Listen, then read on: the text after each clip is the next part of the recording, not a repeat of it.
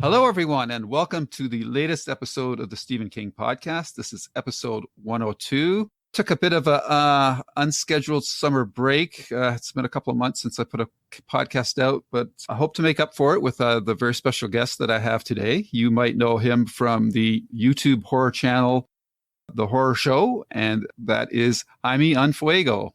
I hope I said that right. On point. Thank you so very much. I'm humbled and honored to be a part of the process here. All right. So before we get into it, why don't you just tell our listeners a little bit about yourself, your YouTube channel, and what you're doing there, so that if they haven't heard of you before, they'd be interested enough to go check it out. Yeah, definitely. So for nearly 3 years now, I've been doing a program called Hail to Stephen King. That's my silly combination of actually an Army of Darkness reference, Hail to the King, and just expanding on the title a little bit there. But I had been enthralled by King's visual work, TV and film adaptations since I was a little kid. And I had read some of the bigger things, like It and Pet Sematary and The Shining, Carrie, things like that. But it wasn't until I discovered the Dark Tower series and the interconnectivity of so much of King's work that I decided to put it upon myself about 8 years ago to jump back to the very beginning with Carrie and read everything in its published order just to get the full breadth of all those references and intricacies and connectivity and whatnot. And it took, about 8 years. And I initially finished with Sleeping Beauties, and then, just the end of the line last year with The Outsider. And I don't technically count Elevation. I wasn't the hugest fan of it, but I still appreciated what it was worth. And the program has soldiered on to, it's at, I think just the other night, I did the 178th episode. So something that started with a King tribute on his birthday back in 2016 for his 69th birthday, if I remember correctly. That was kind of a test run pilot for the program. And then Cecil, the showrunner on the Horror Show, the YouTube channel, he was like, "Do you want to do a weekly show?" And I was like, "Sure." And it's just continued growing, and it's been really cool meeting more constant readers and just learning more myself from interactions with them, because I don't consider myself like a King expert. I'm a King enthusiast. So. Right. Yeah, same here. And I applaud you for getting that many episodes out in that time period, because I've been doing my podcast for 5 years and I'm just at 102. I tend to do 1 or 2 a month. And I used to do them with Lilia from Lilia's Library, but he's bowed out the last couple of months because he's really busy he's getting into being a King expert, doing his book tour with his King book, which is definitely worth picking up for everyone. The title's escaping me right now, unfortunately. Is it Shining in the Dark? Yes, Shining in the Dark. Yes. Some great stories. He's got the King Blue Compressor short story there as well. So definitely worth checking. Story. Yes, for sure. So you are over at the Horror Show, the YouTube channel, and you guys do quite a few different things there. You do trailer reviews, movie reviews. You also have recorded some of your convention panels, which are always interesting to watch. So you guys have got a lot of stuff going on there. Yeah, I've done a few about King. So I mean, the first one that I ever did was before even the Hail to Stephen King YouTube show started. It was a panel that the Phoenix Comic-Con organizers asked us to do, and it was about the many worlds of Stephen King. And so I was knee deep about halfway into the Tower series and reading everything in published order, as I mentioned. And so, I mean, that was an honor to be asked to do that. And so that was just like dipping our toe in with panels. And we've gone on to do everything from American Horror Story to The Walking Dead, Supernatural, lots of the big shows, and then just more King stuff. We did a stand panel. We did another Dark Tower panel, just, various things over the years, and they seem to like us enough to keep asking us back, which is fun. So yeah, awesome. All right, so let's get down to the meat of this podcast, and let's talk about a King movie that just came out in the last week, and that, of course, was It Chapter 2. I've seen your spoiler and non-spoiler episodes on your YouTube channel, and a lot of really interesting points, a lot of different reactions from the various members of your crew that were part of those reviews. And I'm going to say that I fall more on the side of the group that likes it, but I don't like it as much as the first one. I think it's interesting for me that when the Dark Tower movie was announced and it was coming out, and then when they announced the runtime was like at 90 minutes, that put up a red flag for a lot of us, especially when they were starting in the middle of that story, when there was so much groundwork to be laid that, that movie had to be 3 hours. Whereas with this one, when I heard it was 3 hours, I'm going, oh man, I think they're going to try to stick everything in there but the kitchen sink. And that's kind of the feeling I got coming away from that on my initial viewing. I have to see it again because there's just so much to process, but I'm still processing it. And there was a lot of stuff, and it's weird because if I go through it by scene, individual scenes, I really pretty well enjoyed almost every scene that was there, but I don't think it comes together as a whole quite as well as the first movie did. Yeah, it was strange for me because of the fact that when I was much younger and I saw the initial miniseries when it was airing in 1990, it scared me immensely. And not even so much the clown stuff. The thing that always stuck out to me as a kid was the voices in the drain. That's what just was nightmare fodder for me. Beverly's, scene in the bathroom and everything. So that was something that always stuck out to me. But as I read the book for the first time in my early 20s, because I didn't get around to actually reading any King stuff like Pet Sematary and whatnot until I was out of high school and less into sports and getting more into music and reading again and the arts and things like that. Differing priorities, I guess, shifting gears. And so I always identified more with the kids when I was younger when I read the book. But the most recent time that I read it before 2019, because I read it leading up to the 2017 film release, maybe my third or fourth time reading it, it was the first time where I realized I identify more with the adults at this point in my life. And so lots of people who are big fans of the property, including a lot of reviewers that I look up to and respect on YouTube, were giving their thoughts and saying the first half is so much better because it's much more terrifying to have a clown that eats children and have children going up against it. And there's a really valid point to that, but I've just always appreciated both sides of the coin. And I like the jumping back and forth that happens throughout the book, since it's two narratives that are pretty linear aside from the little Mike Hanlon and Dairy history bits, those little interludes. Everything else is pretty straightforwardly just going forward with both the young and the older versions of them. And I feel like you need both. And that's why I found more fulfillment to a degree in chapter 2, because it did do the jumping back and forth. I won't get on the de-aging, the changing of the pitch of some voices because these kids were just at that sweet spot going through puberty where, most notably Eddie and Richie, those are the two that I felt they did the most digital work to, both with audio and with their appearance. So I don't know. It's it is definitely an overstuffed turkey to a degree. And I can see people saying, well, the original miniseries was only 3 hours and just chapter 2 is almost 3 hours. Like, do we really need all of this? But I didn't feel the runtime personally. And I liked all of the casting. I guess McAvoy would really be the only one that I felt didn't bring it as much as I expected with the extent of amazing performances I've seen from him over the years. I was more impressed with, Hader, and the name of the actor who played adult Eddie eludes me, but he really impressed me especially as well.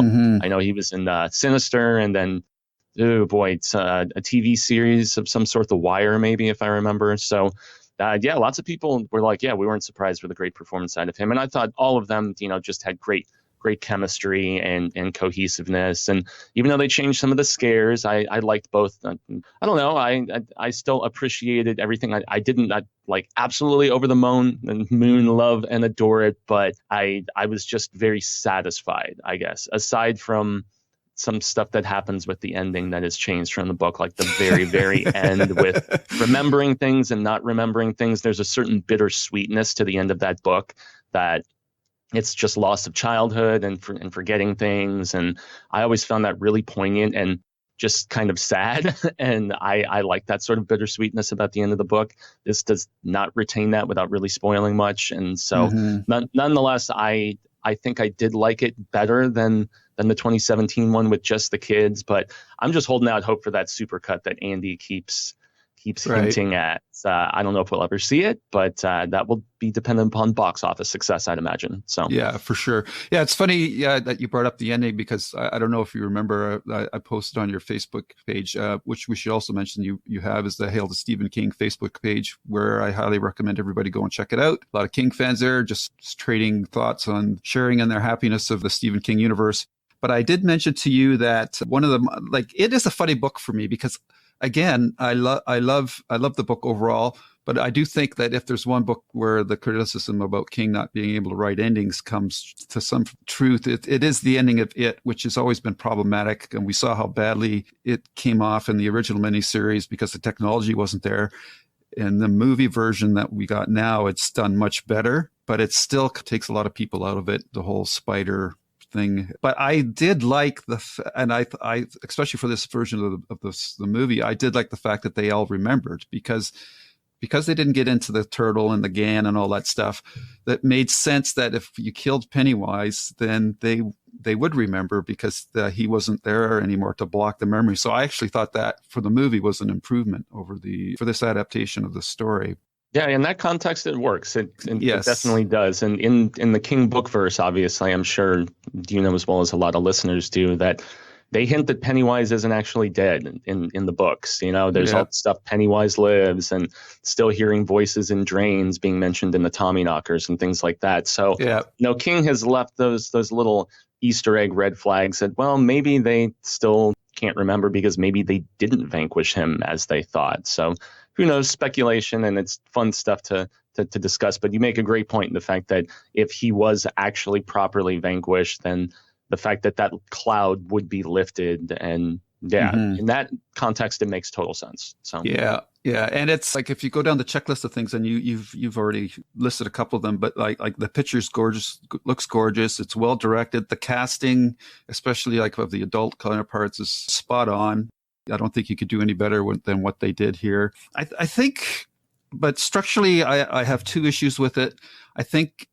And it's understandable because the first movie was so successful that they wanted to have the kids in there again. But the second movie is supposed to be about the adults. And I felt that having the kids in there as often as they did undercut a lot of the emotional beats that I wanted to experience with the adults, you know, especially like with Eddie's death and things like that. And I think the kids were in it too much. Like, this was the adults movie. I think they should have cut back on that a little bit more. And in fact, I think they should have pared them back just to maybe to that very last shot when they show themselves in the reflection in the window. But I can understand, beautiful shot. And that would have been really powerful if we hadn't really, if we'd only, like the opening shot with the kids when they're making the promise. I like that.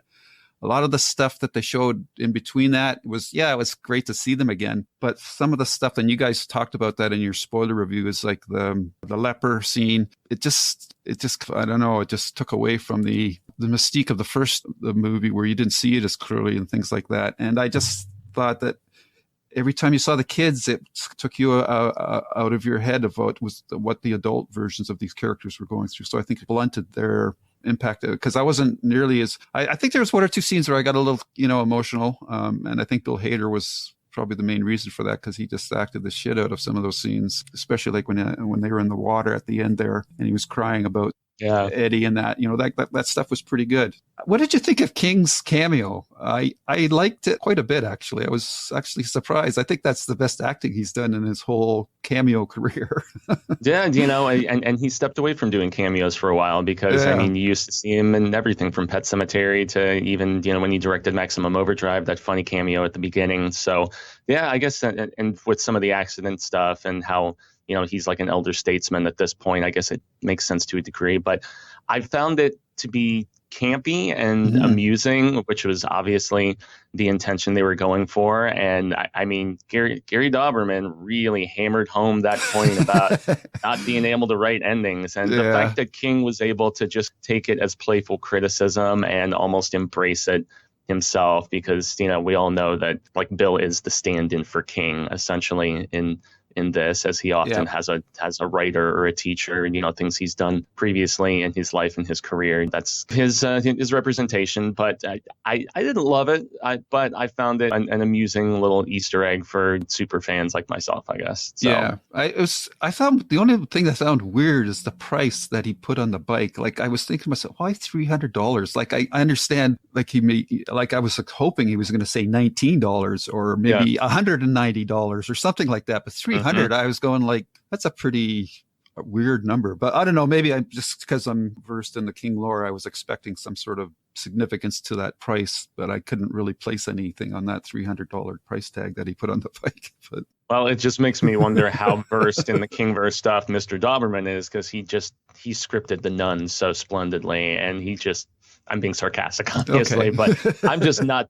I'm not the biggest fan of him, and so that was actually an essence of trepidation that I did approach this chapter 2 with, was because I read Carey's original script, Mr. Fukunaga, the true crime guy who was originally going to direct the kids part back in 2017, and it was budget issues. He wanted to film in New York, and it was just behind the scenes stuff, but he still got a writing credit. And it was funny because I read his original script. I read the first rewrite, and in the first rewrite, the screenwriter who did that first polish, his name eludes me, but they actually brought one of those beats into this chapter 2 with the Richie character and some revelations about just a secret of his, since we don't really want to spoil that, I guess. But that was actually a plot beat in that first rewrite of the previous script as the kids, and they actually combined Richie and Stanley into one character.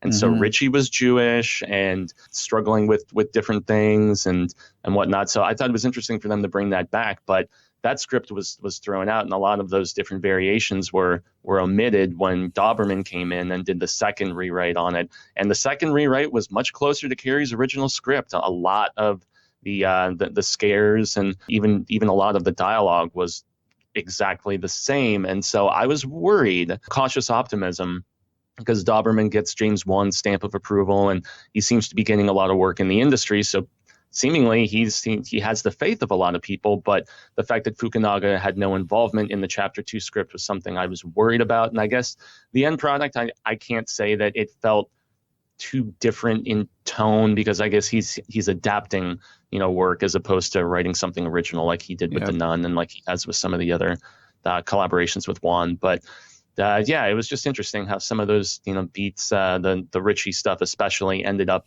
in this new movie. So I found that kind of intriguing. Yeah. And the second structural issue I had with the movie, because of the way it was structured at the beginning with Mike calling everybody, and then later on in the movie, they all have to go out and get their talisman.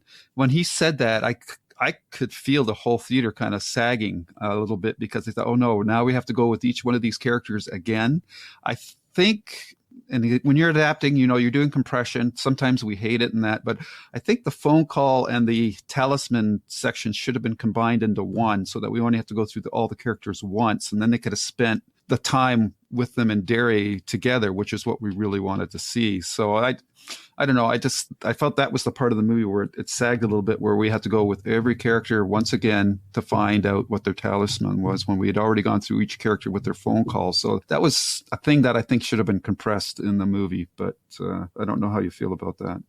I mean, I enjoyed those bits, but I can definitely say that I liked some more than others. I thought with Bevy going back to her home, I thought that was an effective scene. Everybody saw that in the trailer. That was the first, big beat that they wanted people to know, this is how we're going to do it in this one.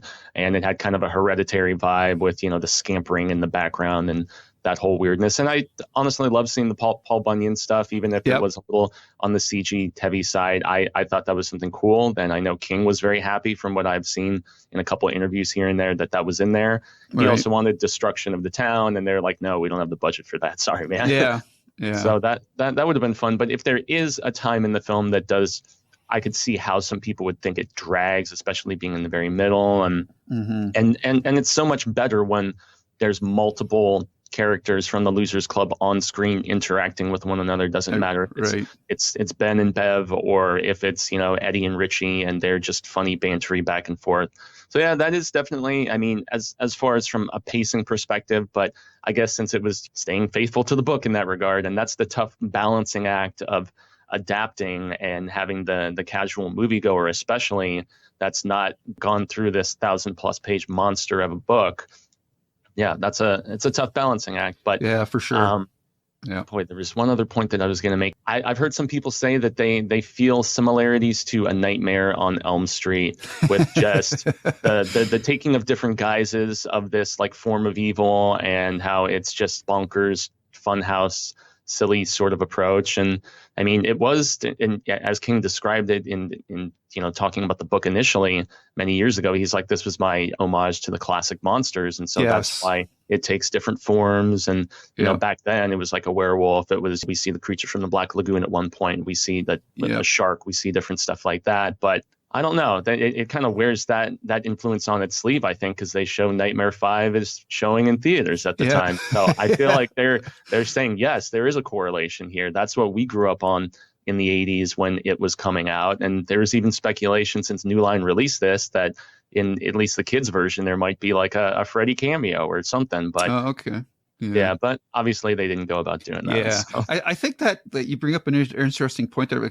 because especially with the adult version of the apparitions that the Pennywise character shows, they're not anything really relatable to us from pop culture. So I don't think in any adaptation they've done, they've really solved the nut of how to make Pennywise scary to the adults without getting into the whole rights issues of being able to, whether it was the Universal monsters or if in updated versions going like with the Freddy's and the Jason kind of characters or something like that. Because the forms that it takes in the latter half of the movie they're just not as viscerally scary as kids with a clown or whatever like that. So I think that's part of the issue, because I didn't find the second movie scary at all, really. I mean, me neither.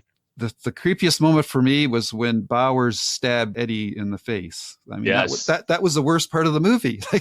And there was and that was an interesting little flip of the script, with Mike not being the one that gets attacked, or at least initially. And Mike actually got to go down into the sewers as an adult. And so there were certain things that I thought it was cool to see changed up. Another groan sequence that, how you mentioned, audience members like, oh, they're going for this, so on.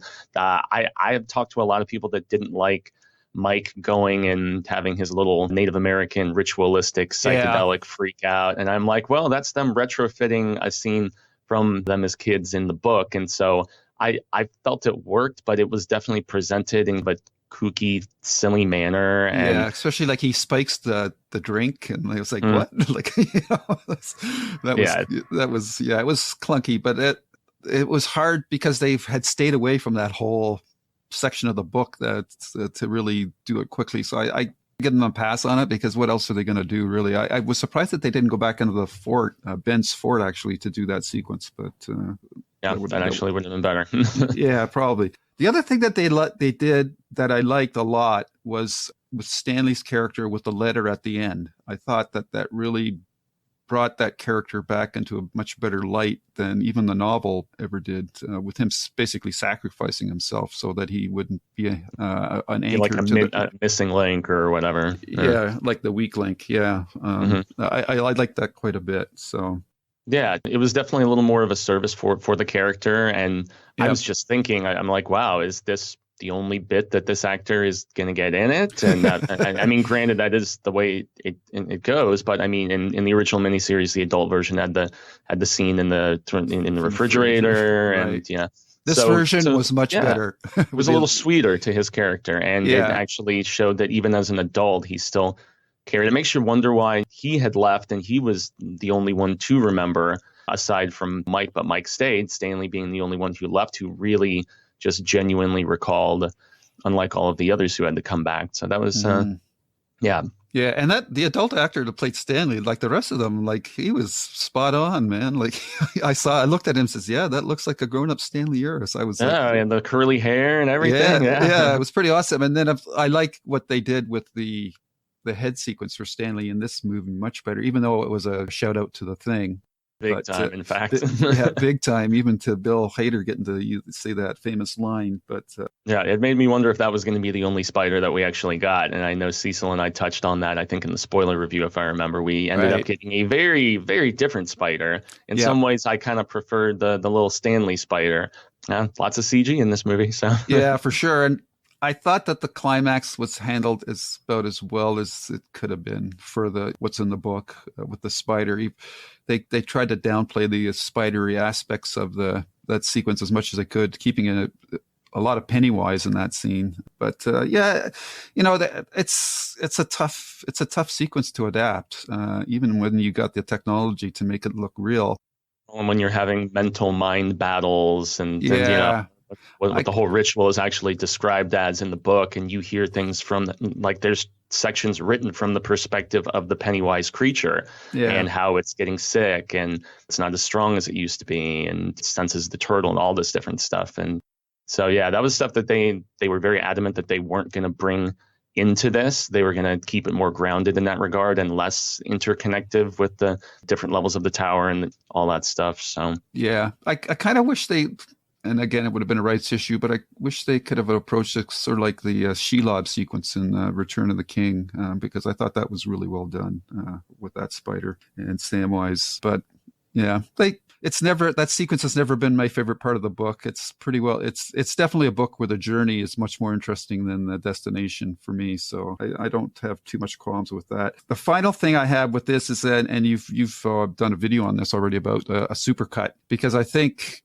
King, more than anyone, realizes that the kid parts are more interesting than the adult parts, which is why I believe that he structured the book. And it'd be an interesting question to ask him if he did at one time write the kids section first and the adult section later and then put them together after he looked at it. But I don't know, because I think it's the best way to carry the narrative to keep the interest up for the audience, because the kid part, like, I know you talked that you're more into the adults than that right now. And I was at one time too, but I'm older than you, so maybe I'm getting into my second childhood, but the kid stuff still appeals to me more.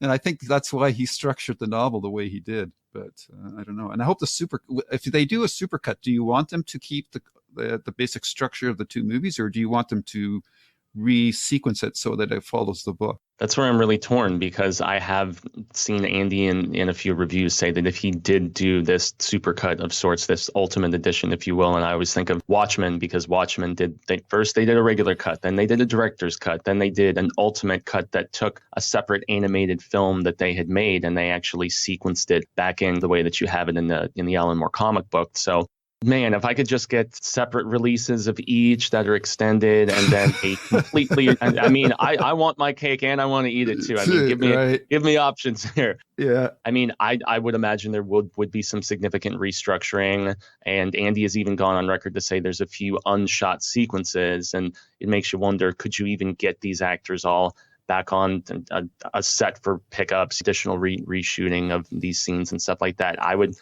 I'd be skeptical and say I doubt it with as busy as a lot of those actors are, especially like a Chastain and a McAvoy, and even Hader with his TV work and other things like that. So I guess at the end of the day, I would want something drastically resequenced and more faithful to the book in that regard, since I like that framing device in the book of the jumping back and forth throughout. But yeah, I think only time will tell. Once again, everybody, it does seem in the majority that people do prefer the first film, and they do find the kids stuff more compelling. So I can wish, I can dream, but I'm not so certain it's going to happen. So Yeah, it's out. It's not going to break the box office structure of the first one, which I didn't think it was going to. Just if nothing else, because of the runtime, just makes that really difficult. That extra half hour basically cuts down a showing a day for it. So I think it will do well, but I don't think it's not going to match the box office of the first one. So yeah, it's on pace, at least here in the opening weekend, to make about 15 to 20 million less than the previous film. I mean, still a very strong showing for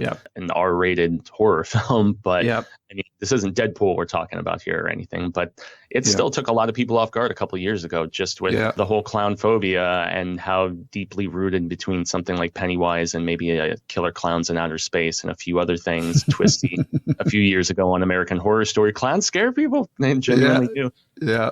And which is just feel a little left out in the cold again because of I'm not scared of clowns. So me neither. that whole thing that doesn't really get me. Like, I see some people reacting to the trailers for the movie and that, and I'm just going like, dude, it's just a guy in paint makeup. Like, it's just not scary to me. But yeah, I guess that's what phobias are all about. Like, I'm scared of heights, and I know other people don't have that problem. So I most definitely am.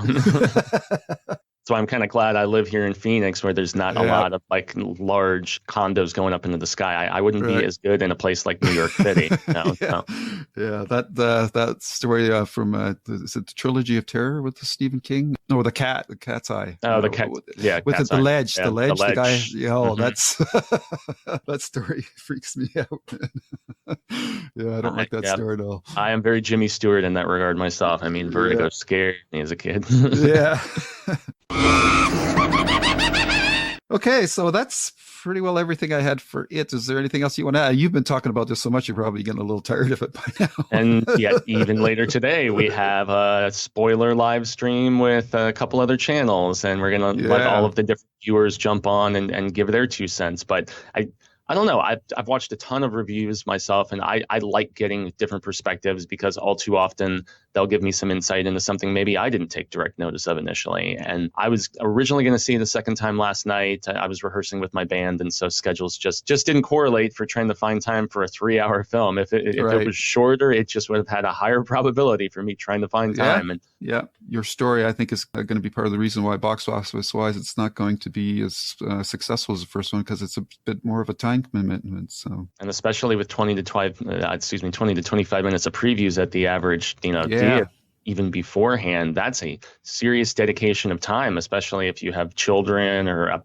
pet you need to go home and feed or whatever the heck it is. I mean, people have legitimate obligations, and it's a big commitment trying to find time for something that lengthy. So yeah. And I got to say, before our showing, we had an awesome selection of trailers, and one of them we'll touch upon as we get into our top news items over the summer. We had the new trailer for Dr. Sleep, which was awesome, and there's the other horror stuff that's coming out this year as well. So it was a really good show, and I quite enjoyed it. So.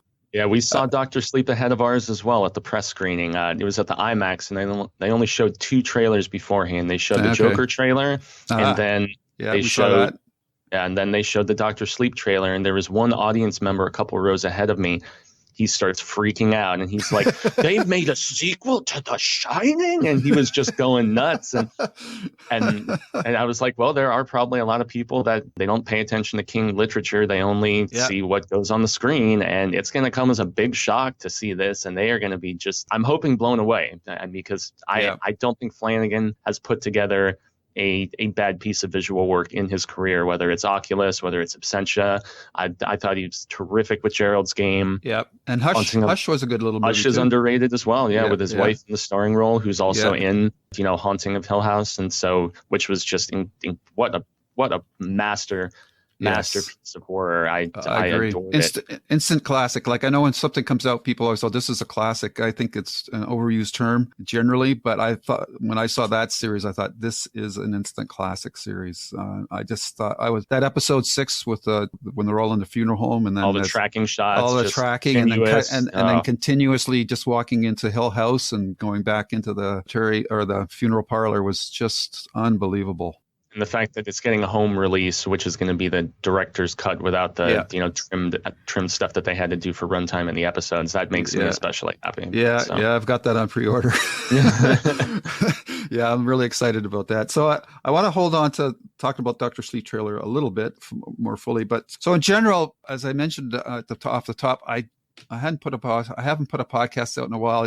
I don't know, through circumstances, I just never got around to it. But I kept on collecting all these Stephen King news alerts, and man, I got a ton of them. And I just want to go through some of these in no particular order, except for the last 2 or maybe 3 I'll keep till the end. I'm just going to throw some of these out. If you have other ones to add while we're talking, feel free to jump in with them. But I'll give you comments. Some of these will be really quick. Obviously, the first one but the first one that caught my eye was, of course, the Creep Show reboot that's coming on Shudder, the streaming service, and that they're adapting Gray Matter by Stephen King. So that's really cool. So I'm really looking forward to that. It's one of my favorite King short stories, and I have clamored for the longest time to see a visual representation of this because I love creature stuff. The Blob is maybe my favorite pure horror movie, the 80s remake that was scripted by Frank Darabont and directed by Chuck Russell, who did the fourth Nightmare on Elm Street film and a few other cool things. So I love that story, and it's got a killer cast. I believe the gentleman who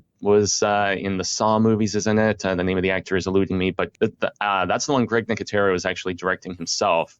Right. And I think Adrienne Barbeau is in it. I believe so. Yep. I think so. Yeah, I think you're right on that. They were originally going to do Survivor type, and apparently they determined that it was just going to be too expensive with the gross practical of that guy eating himself. That they're like, we're going to do Gray Matter instead. I was really disappointed when I read that story because Survivor type would be fantastic. Something else. It would be very R-rated, that's for sure. And I'd love them to do a remake of The Raft because I love that story too. I think it's the strongest story in both of the Creepshow films, actually. Yes, I filmed it here in Arizona too. Oh, cool. Yeah. So, I'm really looking forward to Gray Matter. I was really disappointed when I heard that the rumors about Survivor type were dropped. And also, it's Tobin Bell from the Saw movies that's in the it. Name. Yep. And the Chicken Man from Breaking Bad, Giancarlo Esposito, who was also in Maximum Overdrive in the. Indeed. So that's going to be an interesting one to see. So that was one of the ones that caught my eye. The next one was, I don't know if it was before the summer, but it was just the announcement that the Dark Tower series adaptations would resurface in some form, which was quite a question mark after the disappointing movie. And we're going to get it on Amazon. So, and they're doing basically Wizard and Glass in that one, if I'm correct on that one. Yeah, it's going to combine aspects of just the young Roland stuff from the Gunslinger first book and from Wizard and Glass, which 4 is actually my favorite.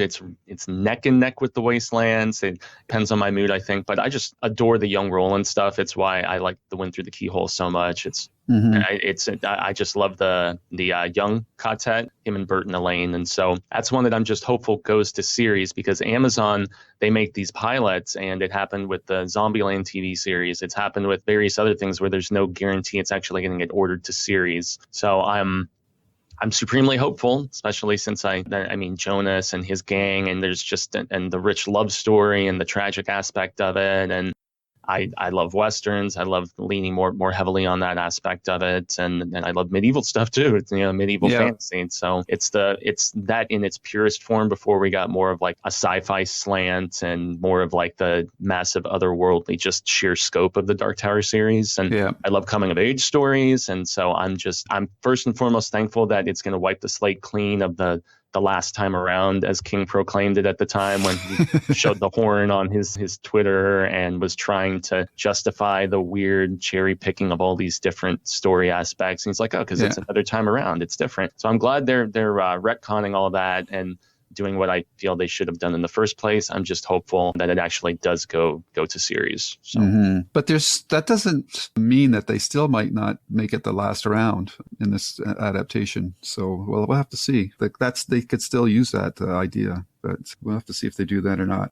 And then, of course, other big book that's coming to miniseries is The Stand, and it's coming to CBS All Access, which is hopefully a good thing. I think they're a little more lenient with their standards based on what I've seen with Star Trek Discovery and that. Hopefully that they will do this justice. It was interesting that his son is working on as part of the writer's staff. And the other big news was that, besides Owen being there, is that King is writing a new ending to The Stand, which, I don't know, do we really need that? He wants to tell us what happens to Stu and Franny after where the book left off. I'm not sure if they're going to be like the new Adam and Eve. I don't know. That's interesting. Yeah, I'm curious what the Fault in Our Stars director is going to do with this property. He's been trying to get both The Stand and also Revival made for a number of years at this point. I have not seen The Fault in Our Stars. I know it's a YA adaptation, but King has apparently been pen pals with this director since he was a kid. Yeah. And so they have history and they have rapport.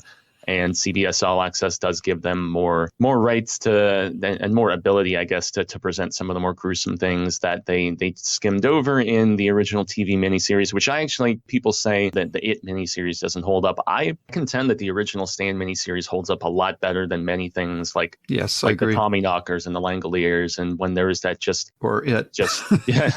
I mean, that was when everything King and even Dean Koontz was all going to like event miniseries in the early to mid 90s, it felt like, and it was a really big thing. And obviously at the same time we had the Shining remake that King scripted himself and various other things. But I contend that Garris's The Stand, I love the cast in that movie especially, and I'm thinking of Amber Heard as Nadine. I have reservations about that and some of the other casting. Who they cast as Larry is going to be my most important, because he's maybe my favorite Stephen King character aside from Wireman from Doomakey. So, I mean, Larry's a character. He's a flawed character. He's one that personally I identify with a lot as a musician, as somebody who tries to do the right thing and doesn't always succeed, but the best of intention. And that's going to be one of the most crucial aspects, is who they cast as Larry. So it's interesting because when I heard that James Marsden had been cast, I pictured him as Larry because he's got that look, right? But a little more so than Stu. And Stu in the book is they with the different versions of the novel, and the fact that he was originally a Vietnam vet, and then as the time was messed with for the paperback, and then later on the uncut version, it's added some confusion about the age of his character and various other things. So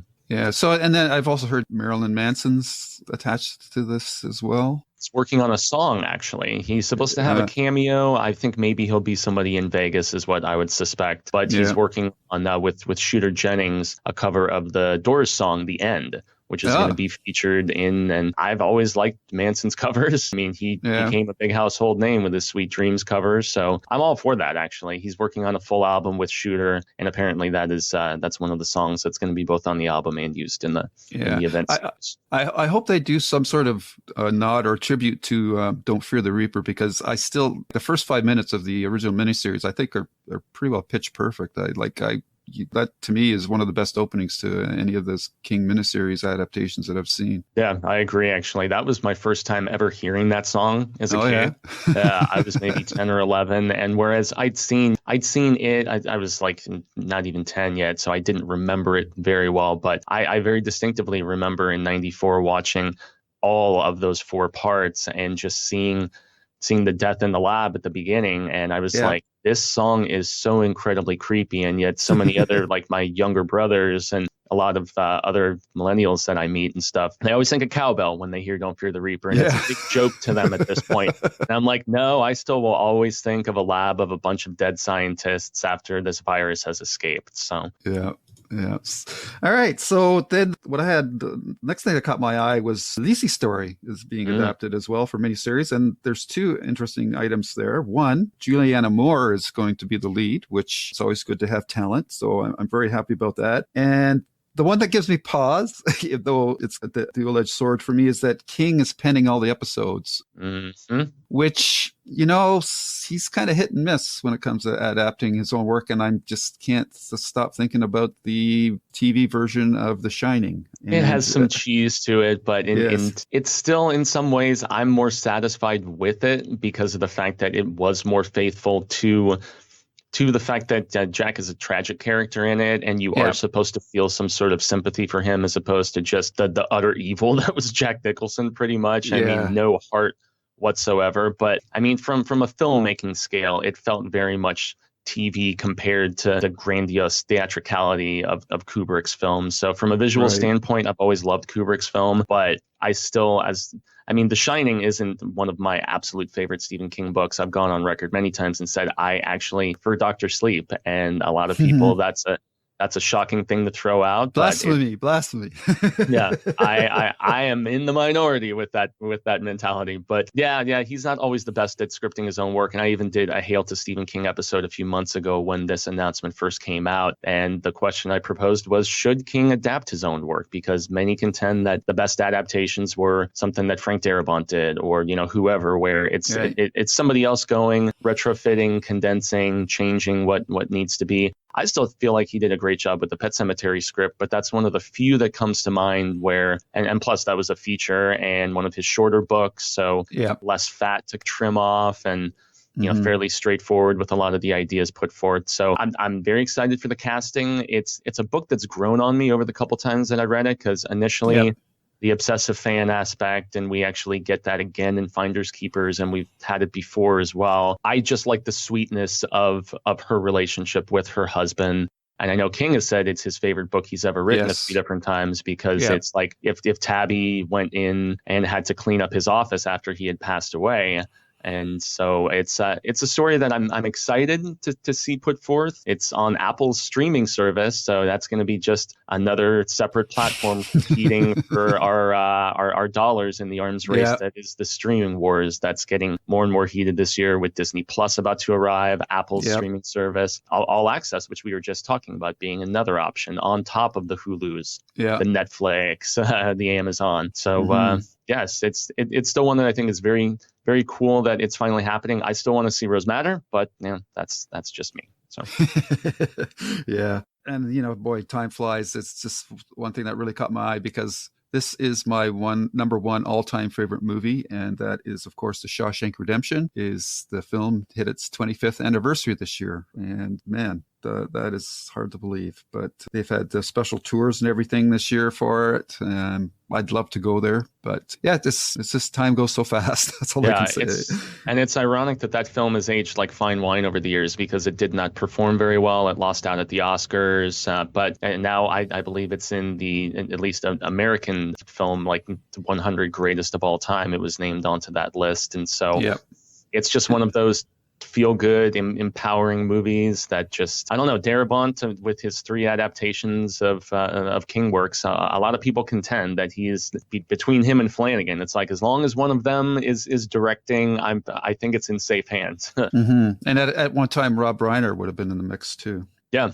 I mean, with his Castle Rock Pictures, I mean, he was behind a lot of those in the 80s and 90s. So Yeah, and I also feel that the movie adaptation of The Shawshank Redemption is actually superior to the source material. And I agree. That doesn't happen very often. There's a nastier edge to King's version of the story that Darabont, I think, wisely softened. Yeah, I would actually contend that I guess The Green Mile, maybe I'm not so sure I would say, because I love it, but I love those little novelettes, as you would probably call them, when they're initially coming out. But I think his version of The Mist is also superior to the source material. So if he's 2 out of 3 for taking solid stories and making them immensely better with a little bit of tinkering and stuff, that's just further evidence of his genius in a lot of ways. I think he's a very, very talented guy.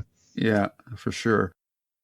Up next is a series that I wasn't keen on in the first season, but I've grown to like it more with each subsequent season, is Mr. Mercedes. Season 3, I've been lucky enough to see the first 2 episodes, and boy, they literally hit the ground with the pedal to the metal in this one. And the first 2 episodes they just really fly by as compared to the slow build of the other seasons. So I'm really curious, because I think it's my favorite book out of the 3 Finders Keepers. I know mine as well.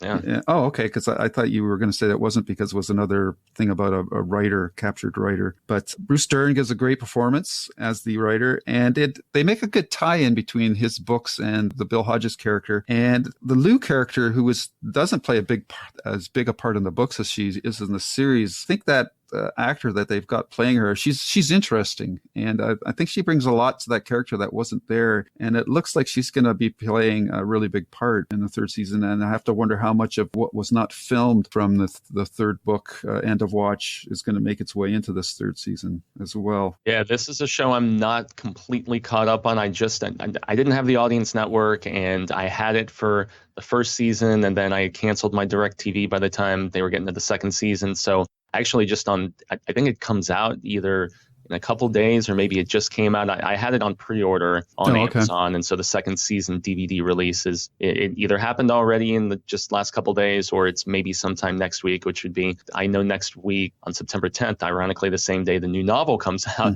is when season 3 is premiering properly on the AT&T Audience Network. And I've seen lots of people criticize just not the quality of the show, but how it's tough for them to find a means of watching it because of the exclusivity of it, Yes. I guess. So Yeah. so that is a gripe some people have had, but I've seen no criticisms of performance, even if they changed Hodges to being an Irishman and everything. So It's an interesting season, and another actor they've added this season, that's Kate Mulgrew, and she's really grown on me since Voyager. I've seen her in Orange Is the New Black, and she's become quite a really good character actor, and she's killing it in the 2 episodes that I've seen so far. So that's very cool.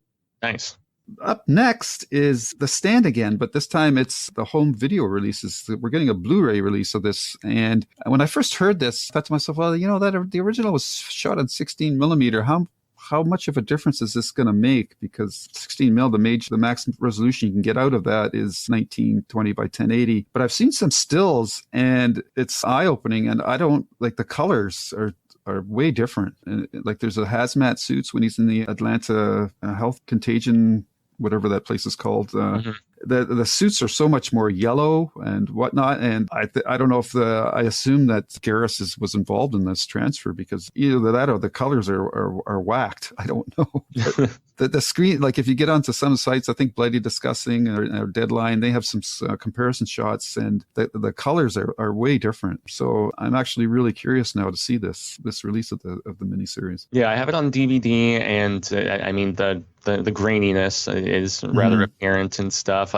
I have seen with some of these cleanups though where they do boost up colors too much, and it's almost a similar thing where as higher definition televisions became bigger and bigger, I noticed it kind of with plasma TVs back when those were a thing, where it almost looks so bright and vibrant it doesn't look real, and it almost like brings me out of the escapism aspect of watching something like this. So I will most definitely be buying it. I'm not sure if there's any additional supplemental material. The DVD version actually had a decent amount behind the scenes things, and I just revisited that. Oh boy, it was either late last year, early this year for some anniversary coverage that I was doing.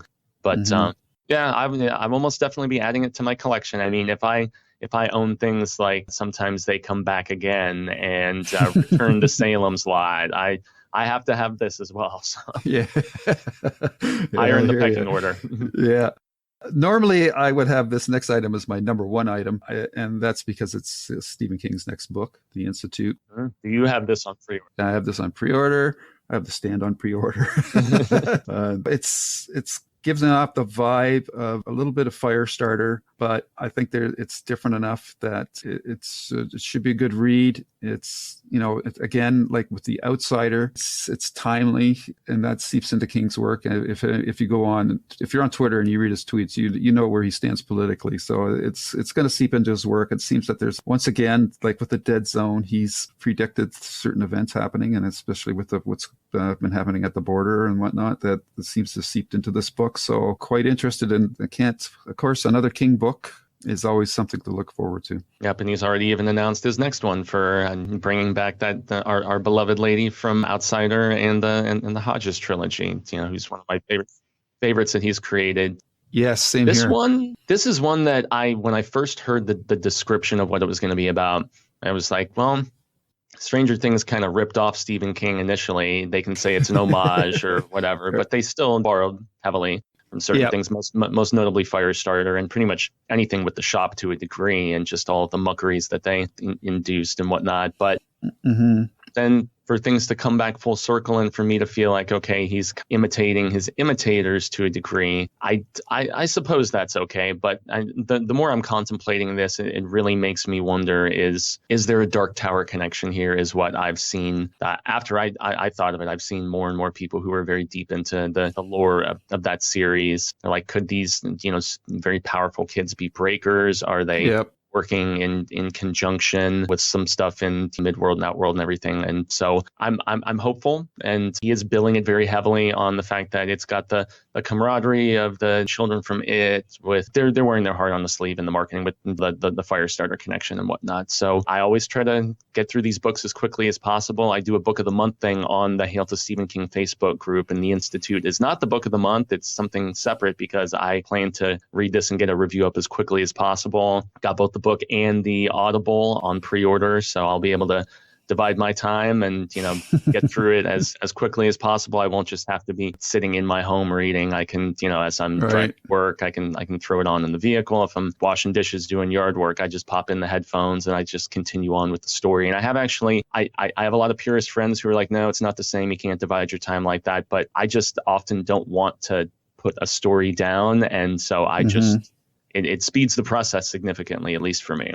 So. Right. Yep. Yeah, I hear you. That's good. And this next one for me has remained my number one most exciting Stephen King, and that is the first trailer for Dr. Sleep. I just think that it's just a classic piece of film work, and not just in terms of the craft, but the content. Because here you have Flanagan, he's adapting this book. He's got this dilemma that King is infamously not happy with Kubrick's version of the film. Yet, beyond a shadow of a doubt, that version of the story is much more ingrained in people's mind because more people watch movies and read books. So there's iconography in that movie, from the door with the "Here's Johnny" to the Overlook Hotel to the toddler riding his big bike around the carpeted halls. And I think that this trailer, like you said earlier, a lot of people don't even know that the way that one guy reacted to the Dr. Sleep trailer, that King had even written a book, a sequel to The Shining. So for me, this trailer just shows a director and I don't know how much influence he had on this trailer, because often the trailers are marketed out to another department in that, but I have a feeling that he was involved with it because it's just too good of a trailer. And I love the bringing in the "Shine a Little Light" for me, playing like a old horror movie, Phantom of the Opera, pipe organ, all the way to the use of the theme music at the very end from The Shining. And this trailer, I can still watch it every now and then, and I'm just it gives me goosebumps, man. Yeah, I'm sad that I haven't watched the new trailer yet that you mentioned, because I would love to give thoughts about it. Yeah. It'll pop up on the horror show very, very soon. But yep, looking forward to hearing your thoughts. Yeah. So it was a trailer for the first one, mind you, where there was such a line that Flanagan has to straddle with this film, because, as you mentioned, the original Kubrick is held in such high regard, and that's obviously why they recreated a lot of those iconic scenes. I was reading the only one that they did not actually recreate was the blood from the elevators, but everything else, the shot behind young Danny riding around, and the bathtub bits and all of this other stuff, they actually meticulously redid those scenes, and so I thought that was cool. But I was especially surprised at the use of the original score at the end of that first trailer. I was like, they are making this connection as evident to people as possible, and I can't wait for it. I love the casting of Mr. McGregor. He seems to be between getting an Obi-Wan television series on Disney Plus. He is going through this career resurgence. He's in a DC movie as a villain, so he has a lot of very, very cool stuff going on. But it's a story that I feel like has such interesting heart, and there is an essence of redemption for the Jack character in this that it won't go in line with the way the original film ended. So it makes me wonder, between that and the fate of the Overlook, how they can somehow meet in the middle, with those aspects. But I adore the True Knot, whether it's Snakebite, whether it's Rose the Hat. I feel like they are such a creepy bunch, and even seeing the bit with the baseball player in the trailer, and I'm just like, oh, this is going to be messed up if they really. And I don't think Flanagan's going to shy away. I think he's going to make it an R rating. Yeah, exactly. Another thing that was reassuring about it. So it's just they're scary villains, legitimately, and they almost have that interesting plausibility with it's just a bunch of elderly folks going around in RVs, and you see them all over probably North America. I mean up in Canada as well. And so I can't wait for this movie. I was actually more excited between that and in the Tall Grass. Those are probably, I was excited for chapter 2, but I was confident it was going to be enjoyable enough. I wasn't expecting train wreck status or anything, but. Sure. Just because I love the Dr. Sleep novel so much, and between Dr. Sleep and probably Finders Keepers, Revival, Doohickey, these are a few of my favorite works of his post-accident, and so I just love Dr. Sleep, love Dr. Source Material, and cannot wait for this movie. Yeah, for sure. I mean, you can see with Flanagan's eye for directing, obviously it's on display through the whole Haunting of Hill House, but just in this trailer, just the reveal of Red Rum, how he has that out of focus shot that you can't really see exactly what is in the mirror, but then it pulls into focus and you see the red rum and that. Like that's a director that's on the top of his game. He knows how to build tension where other directors would probably just directly go to the mirror and give you the red rum with no build up to it or anything like that. So it's just those little things that are so important to make horror movies work properly. And he's got the eye. I just can't get over this trailer.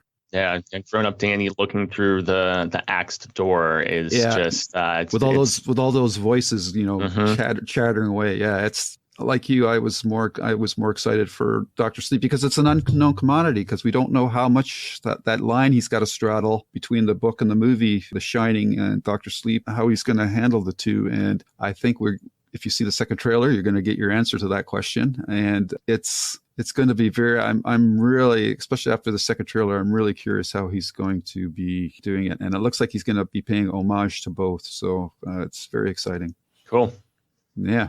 All right. So that's everything that I had. Is there anything that I haven't mentioned that you were wanted to make note of? Just In the Tall Grass, coming to Netflix on October 4th. It's For my money, it's one of the most gruesome things King has ever written. Now, he co-wrote it with Joe Hill, his son, so it makes me wonder how much of some of that just really nasty story ideas, especially the end of that story, is just, I couldn't believe what I was reading. And it's very simple. It's about bickering siblings, and they pull off the side of the road. They're driving through Midwestern America, and they hear a child calling out from this tall grassy area, "Help me, help me." And they go to investigate. They get lost, and it just gets really intense from there. I know Patrick Wilson is in it. They haven't revealed who he's playing, though. And it is a rather short story. So to make this into a feature as opposed to like a segment on Creepshow, for instance, makes me wonder what sort of expansion